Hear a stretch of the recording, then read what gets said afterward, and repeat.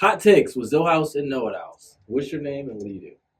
Emmanuel, I am the CTO at Bullberg. It's a dev testing tool for smart contracts and DApps. Okay, I thought you were saying like Build a Bear Workshop. I was say, wow. Yeah. Okay, so what's Yeah. your hot take, man? My hot take is crypto won't be used directly by the masses. It won't be used directly by the masses. Yeah, Elaborate. it's gonna be so. My hot take is crypto is going to be used indirectly by the people. So just like I'm probably gonna go more tech deep, but like just gonna be like just like TCP/IP and HTTPS. You don't care about HTTPS. You just type Google. That's it, right? You just go to your websites. You don't care about security, SSL, encryption, and all of that. Your browser takes care of it, right?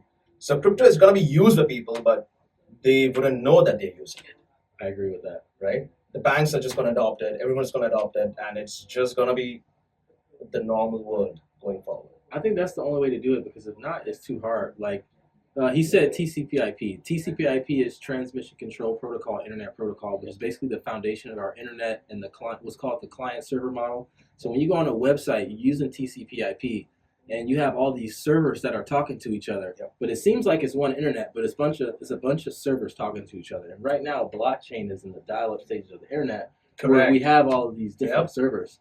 And I think this is an interesting take. Actually, I think that crypto is actually going to go mainstream, just like the internet went mainstream. In that you're going to have companies building applications, and they're going to actually own the internet. And crypto's not going to be decentralized anymore.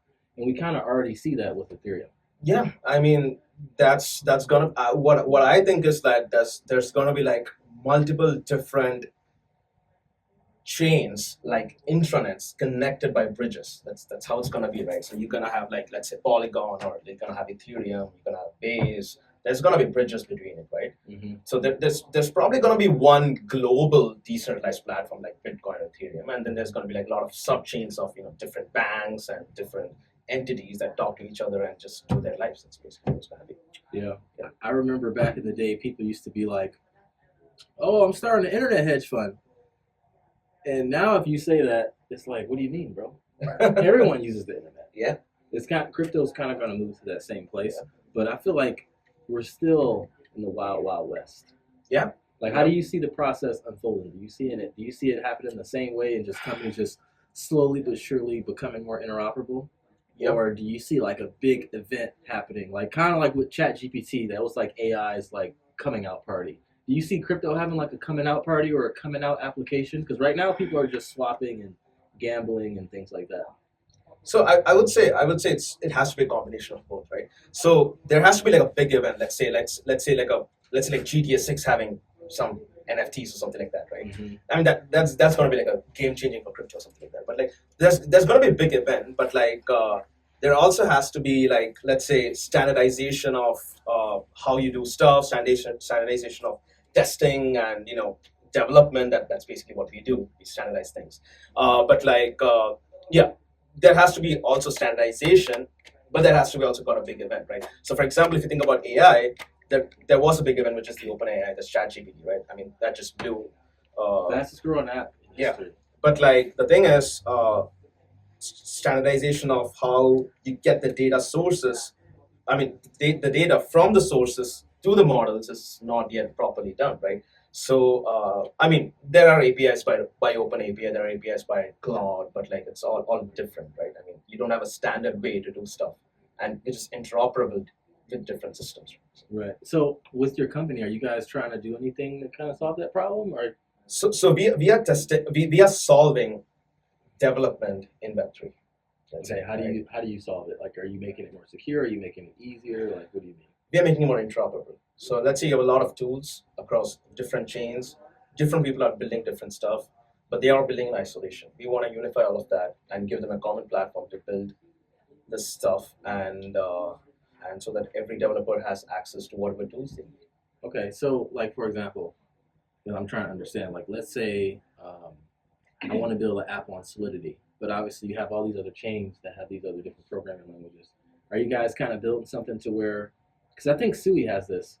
It's like you write it in Solidity, and you have some kind of protocol that translates that language to other dApps, so that way it can be deployed on these other chains? Obviously, you'll have to go and get the code audited and stuff like that. Like, is that what you guys doing? Or am I missing it? No, kind of not.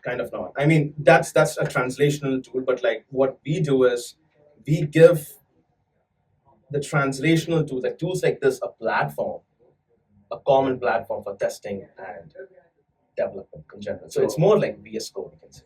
They'll say all the translating is happening in one place, so that Yeah, way it's less loose ends. Yeah. So that and it can also, and they can also use other platforms or other things in the process, right? So let's say I'll just elaborate. So let's say you have let's take a traditional software example, right? So you go and develop your software, right? Now you got to deploy someplace, right? You got to deploy it in, let's say, Vercel or something like that, and you are developing on let's say GitHub, right? Now through GitHub you can connect your repository or code to Vercel, and Vercel is going to pull it from GitHub, right? Now GitHub acts as a central place from where people can pull the code, and you can do your stuff, analysis or whatever it is. You can do your debugging, you can do your AI analysis, and you can see if there are bugs, and you can debug and all of that thing through a central place like GitHub. We are trying to be that central place for that. But instead of storing code, we are doing it in the Web3 way, in which we are giving people personalized custom testing environments. Basically, we're giving them an entire environment, entire stack, in which they can deploy, they can test, they can debug, and they can get all these tools from different places to get more data out of it and make the dApp make the dApp faster, basically. And safe. Yeah. Okay. Are you guys live right now? Yeah, we are live. We have been live for the past 2 years. Nice. Yeah. Okay, cool. Hey man, I appreciate the hot take, man. That was good. Last question. How far are we away from your hot take happening? Like from, crypto going mainstream? I would say the next decade. Next decade? Yeah. Like in 5 years, yeah. Okay. Cool, man. Thanks. Keep working hard, man. Appreciate what you're doing. Thank you. Thank you.